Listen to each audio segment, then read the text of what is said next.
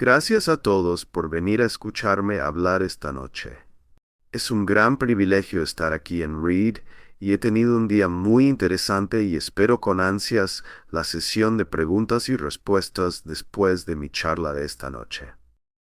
El tema, como dijo Alex, es si China puede ascender pacíficamente.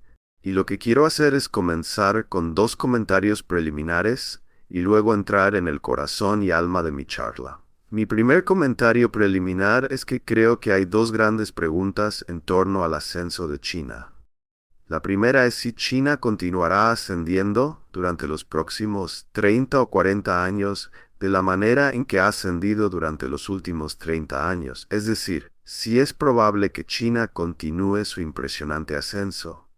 Y luego la segunda pregunta es si China asciende, si continúa ascendiendo, puede hacerlo pacíficamente.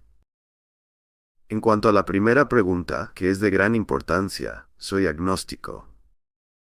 No tengo idea de cuál es la respuesta a esa pregunta. He hablado con todo tipo de personas y para mi asombro hay personas muy inteligentes en ambos lados de ese debate.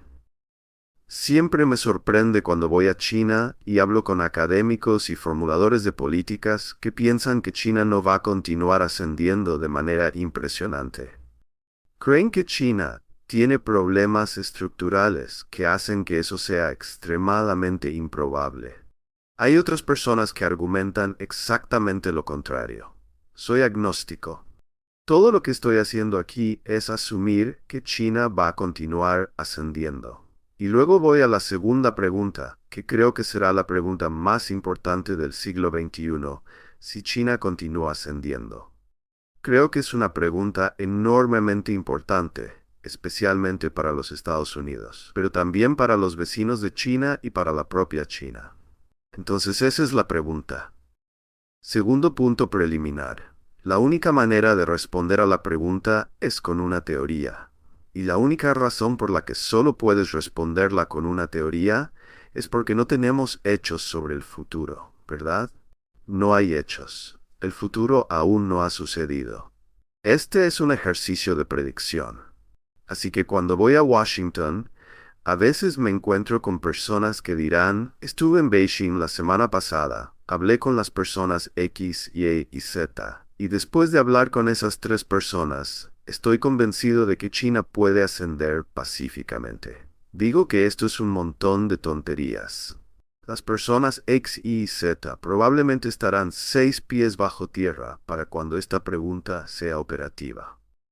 Y además, las personas que estarán dirigiendo China probablemente están en la escuela secundaria ahora, y ¿cómo sabes lo que van a pensar dentro de 20 o 30 años? Simplemente no puedes saberlo. No tenemos hechos sobre el futuro porque aún no ha sucedido. Por lo tanto, lo que necesitamos es una teoría. Necesitamos una teoría sobre la política de las grandes potencias. Necesitamos una teoría sobre las grandes potencias emergentes que estamos seguros de que puede explicar el pasado y el presente y por lo tanto será buena para explicar el futuro. Entonces, esto dice que lo que tengo que hacer esta noche es exponer mi teoría de la política de las grandes potencias. Esa es la primera cosa que tengo que hacer. Luego, la segunda cosa que voy a hacer es darles una versión sinóptica de la política exterior estadounidense desde 1783.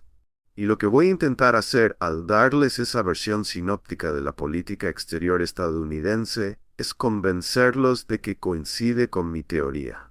Que mi teoría encaja perfectamente con la política exterior estadounidense desde 1783. Y todo esto está diseñado para darles confianza en que mi teoría tiene sentido y tiene cierto poder predictivo. Luego, la tercera cosa que voy a hacer es tomar la teoría y aplicarla a China. Y no solo voy a aplicarla a China, voy a preguntar qué es probable que hagan los Estados Unidos y qué es probable que hagan los vecinos de China, además de lo que es probable que haga China. Entonces, de nuevo, hay tres partes en mi conferencia. Primero, van a obtener mi teoría de la política de las grandes potencias. La segunda parte es que voy a tomar esa teoría y aplicarla a la política exterior estadounidense desde 1783 hasta el presente. La tercera parte es que voy a tomar la teoría y aplicarla al ascenso de China, hablar sobre China y lo que va a hacer. Y por supuesto, mi argumento será: todos ustedes son lo suficientemente inteligentes para darse cuenta de esto, que China imitará a los Estados Unidos y los Estados Unidos actúan según la teoría. Por lo tanto, China actúa según la teoría, ¿verdad? Entonces, ese es el ejercicio. Así que permítanme comenzar con mi teoría. Tomo las 5 suposiciones y las pongo en la licuadora, enciendo el interruptor, las mezclo y obtengo 3 formas de comportamiento. Y lo que esas 3 formas de comportamiento te dicen es que vivimos en un mundo muy competitivo, donde las grandes potencias compiten entre sí para ser el tipo más grande y malo del bloque. Ok, permítanme comenzar con las 5 suposiciones y luego decirles cómo llegué a esa conclusión. Primera suposición es que los estados son los actores principales en el sistema internacional, y ese sistema es anárquico. Eso significa que no hay una autoridad superior que se sitúe por encima de los estados. La anarquía es lo opuesto a la jerarquía. La mayoría de ustedes probablemente piensa que anarquía significa asesinato y caos. Eso no es lo que significa anarquía en mi historia. Anarquía en mi historia es simplemente lo opuesto a jerarquía. Dice que no hay una autoridad superior que se siente por encima de los estados. Los estados son los actores principales en el sistema y son como bolas de billar en una mesa. Segunda suposición es que todos los estados tienen alguna capacidad militar ofensiva. Obviamente, un país como Bélgica, un país como Mozambique, un país como Guatemala tiene muy poca capacidad militar ofensiva, y en cambio países como los Estados Unidos, países como Israel, países como Gran Bretaña, países como Rusia tienen una capacidad militar ofensiva considerable. Pero el punto es que cada país tiene alguna capacidad militar ofensiva. Tercera suposición, que es de gran importancia, tiene que ver con las intenciones. Recuerden, la primera suposición era que los estados son los actores principales y operan en un sistema anárquico, sin jerarquía. La segunda era que todos los estados tienen alguna capacidad militar ofensiva. La tercera suposición tiene que ver con las intenciones, y ahí la suposición es que nunca puedes estar seguro de las intenciones de otros estados. Ahora, esta es una suposición enormemente importante en mi teoría, y es por eso que quiero dedicar un par de minutos a desglosarla. Esta suposición sobre las intenciones. La razón por la que las intenciones son tan difíciles de discernir es porque están en la cabeza de los formuladores de políticas, y no puedes verlas. Son muy diferentes de las capacidades. Durante la Guerra Fría, cuando solíamos mirar a la Unión Soviética, solíamos tratar de averiguar, número 1, ¿cuáles eran las capacidades soviéticas? Y 2, ¿cuáles eran las intenciones soviéticas? Las capacidades nunca fueron difíciles de descifrar.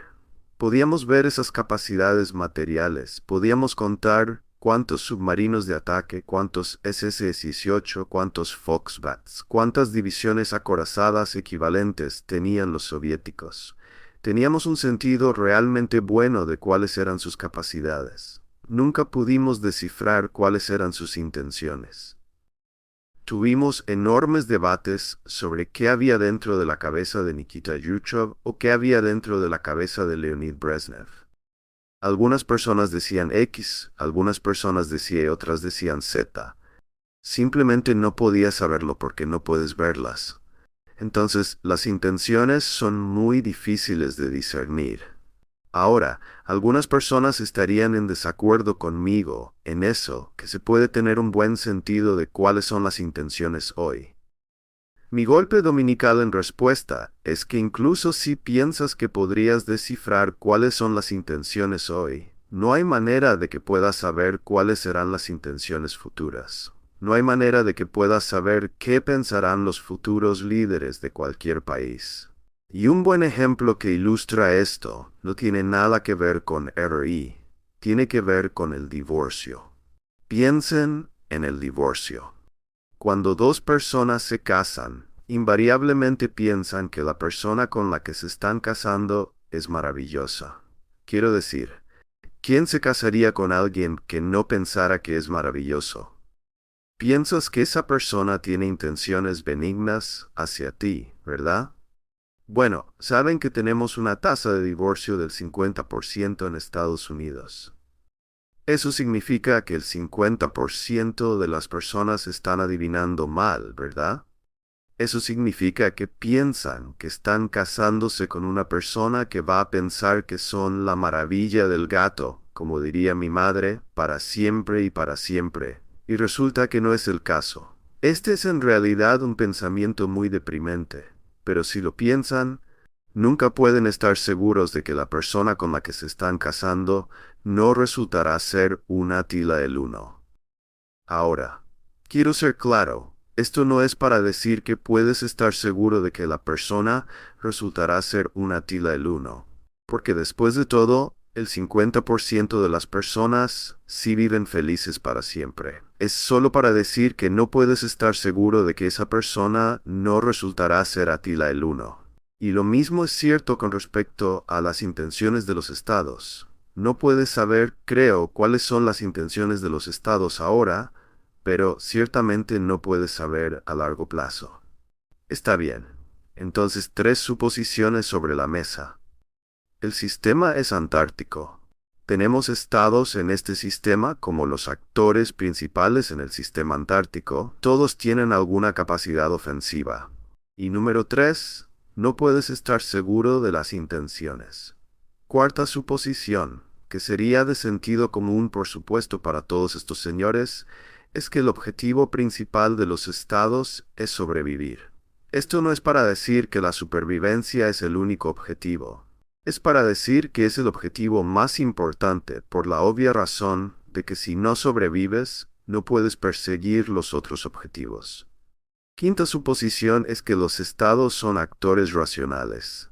Los estados son calculadores estratégicos. Esto es una forma básicamente de decir que los estados son buenos para descubrir estrategias inteligentes para maximizar sus perspectivas de supervivencia. Es la suposición del actor racional. Esas son las 5 suposiciones.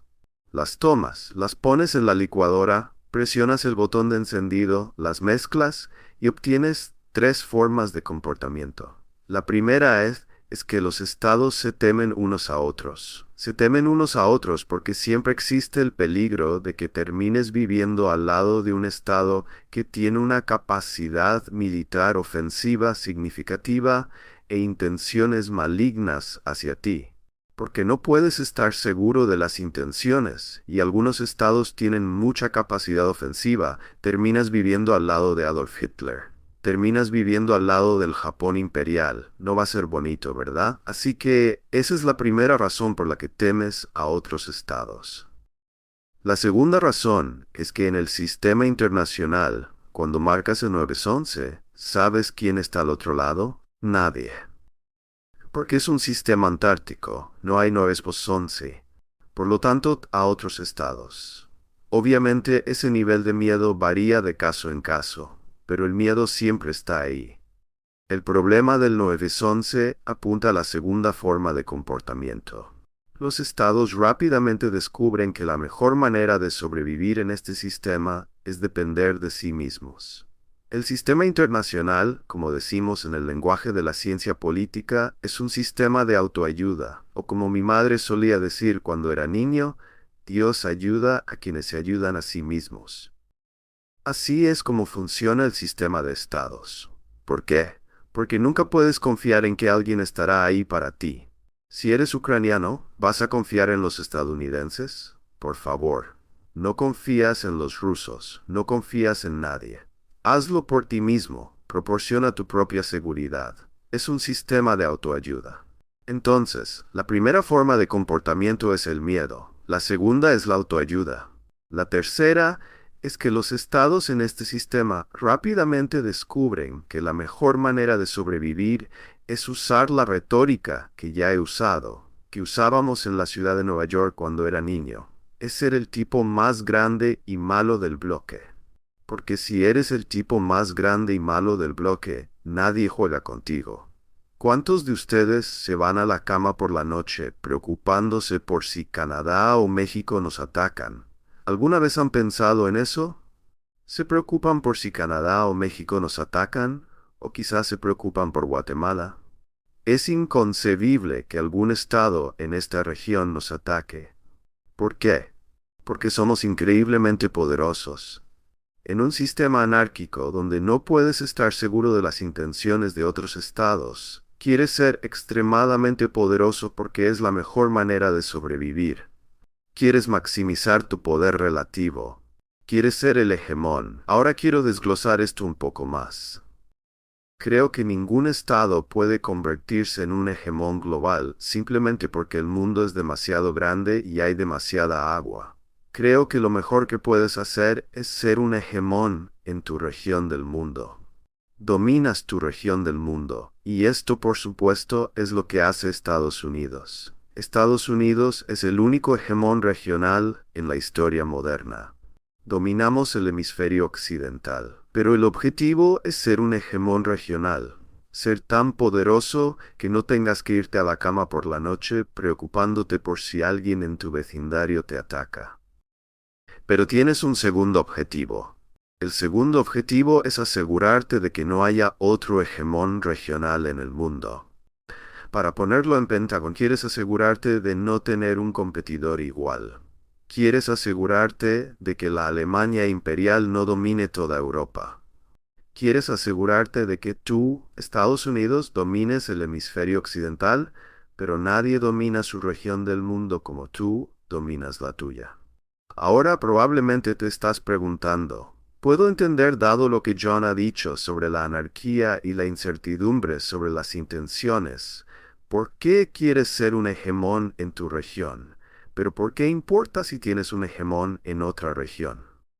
Todo tiene que ver con el concepto que llamo libertad para deambular. La mayoría de ustedes nunca ha pensado en esto. Estoy seguro. Una de las razones por las que Estados Unidos anda por todos lados metiendo su nariz en los asuntos de todos no es simplemente porque somos poderosos, sino porque somos libres para deambular.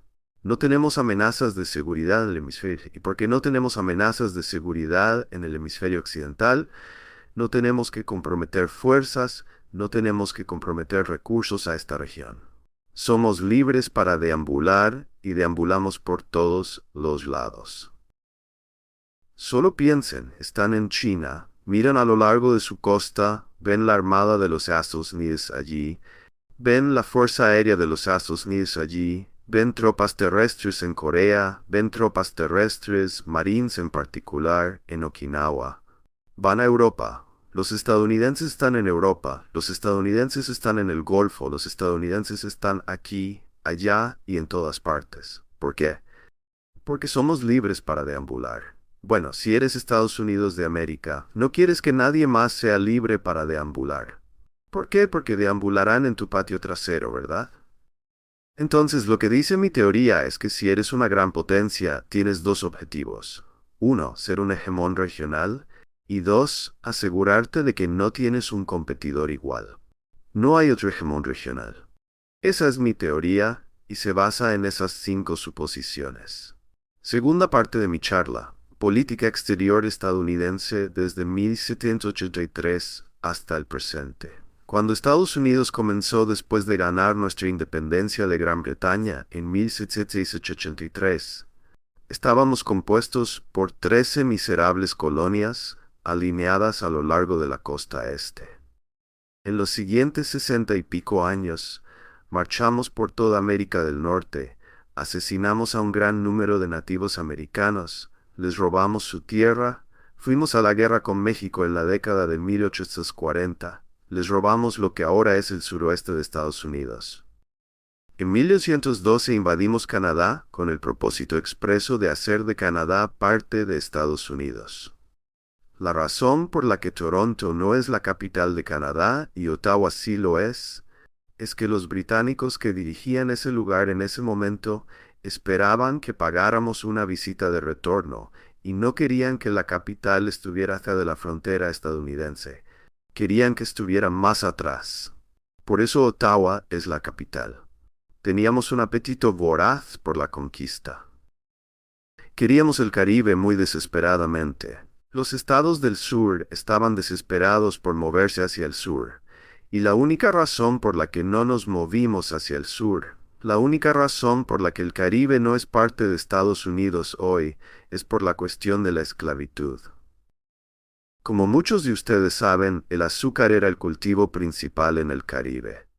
El azúcar es incluso más intensiva en mano de obra que el algodón y el tabaco.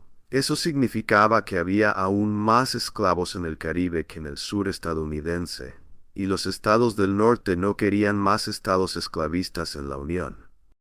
Eso es lo que nos detuvo de ir hacia el sur, ¿verdad? Teníamos un apetito voraz por la conquista y la anexión. No es casualidad que cuando Adolf Hitler entró en la Unión Soviética el 22 de junio de 1941, durante los próximos meses habló frecuentemente sobre imitar lo que hicieron los estadounidenses.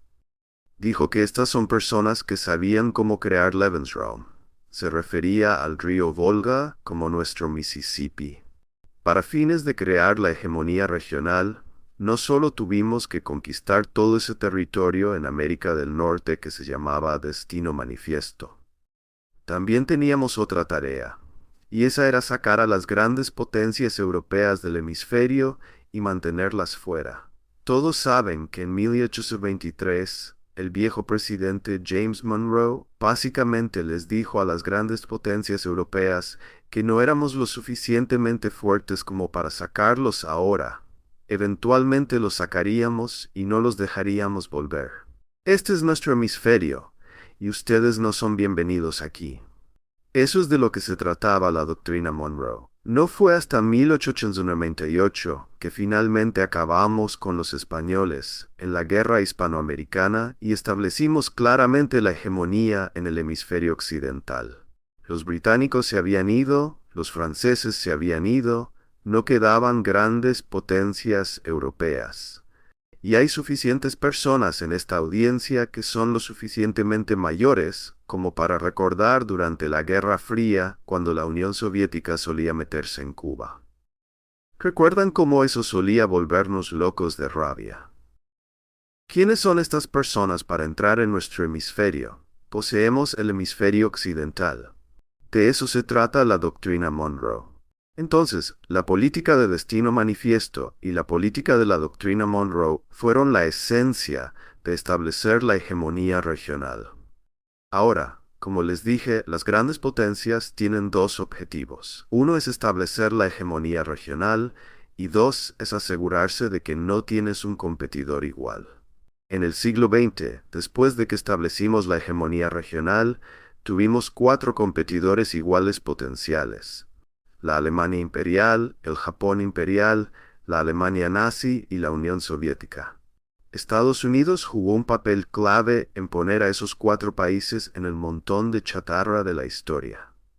En la primavera de 1917, cuando parecía que Alemania podría ganar la Primera Guerra Mundial, intervimos y yo haría el argumento, si tuviera 3 horas más, que inclinamos la balanza a favor de los aliados y ayudamos a derrotar a la Alemania imperial.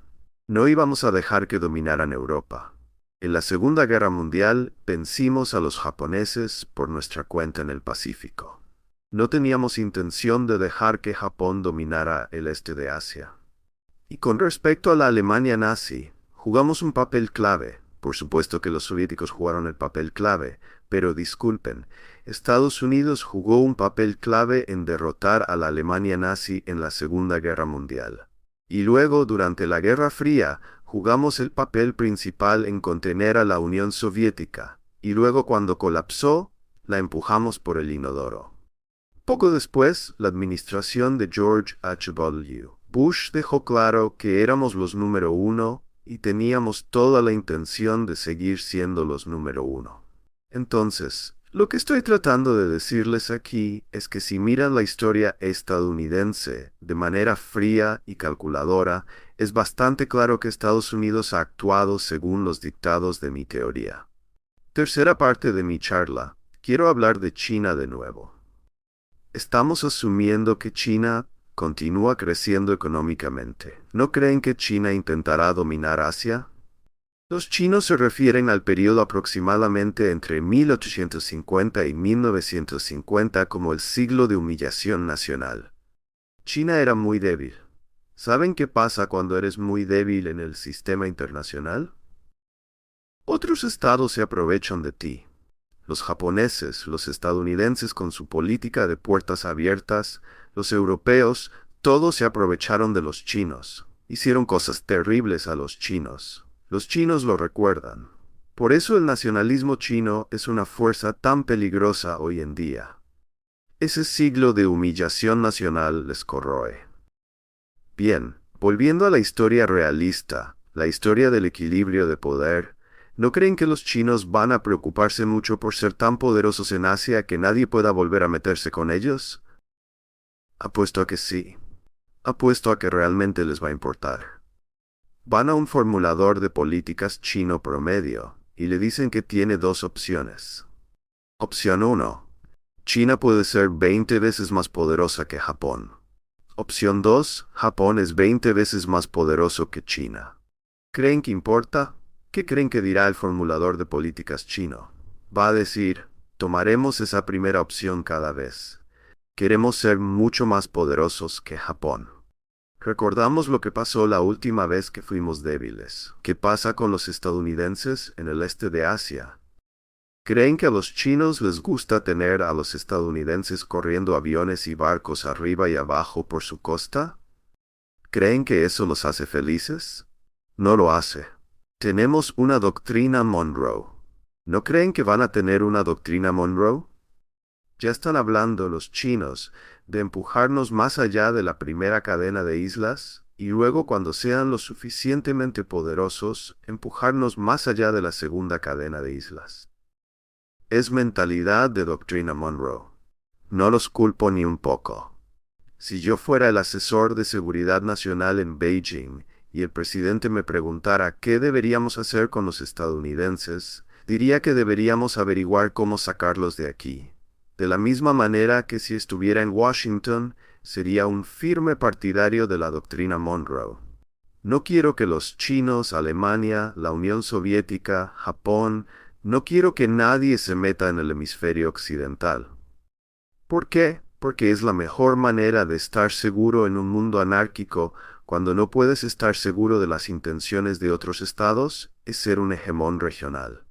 Entonces, ¿por qué no deberían los chinos tener su propia doctrina Monroe? ¿Por qué no deberían intentar empujar a los estadounidenses? Como me enseñó mi madre cuando era niño, lo que es bueno para el ganso, es bueno para la oca. Bueno, si es bueno para nosotros tener una doctrina Monroe, explíquenme por qué no es bueno para ellos tener una doctrina Monroe. Van a tener una, créanme. Van a intentar dominar Asia y no van a querer que estemos en su patio trasero. Y eso lleva a otro problema. Si dominan Asia, y esto va a ser un país muy poderoso si crecen económicamente, ¿verdad? Si dominan Asia, serán libres para deambular, y van a deambular en el hemisferio occidental. Y esto no nos va a hacer felices, ¿verdad? Entonces, por eso nosotros, y esto nos lleva a los estadounidenses, por eso los estadounidenses harán todo lo posible para evitar que China domine Asia. ¿Verdad? Les estoy diciendo que lo que harán los chinos, si continúan creciendo económicamente, es que traducirán esa fuerza económica en fuerza militar y tratarán de dominar Asia. Y lo que harán los estadounidenses es que los estadounidenses tratarán de contenerlos y en última instancia, destruirlos. Eso es lo que hicimos con la Alemania imperial, el Japón imperial, la Alemania nazi y la Unión Soviética. ¿Creen que vamos a dejar que dominen Asia? ¿Creen que vamos a quedarnos de brazos cruzados y dejar que eso suceda? Todos han oído hablar del pivote hacia Asia. ¿De qué creen que se trata el pivote hacia Asia?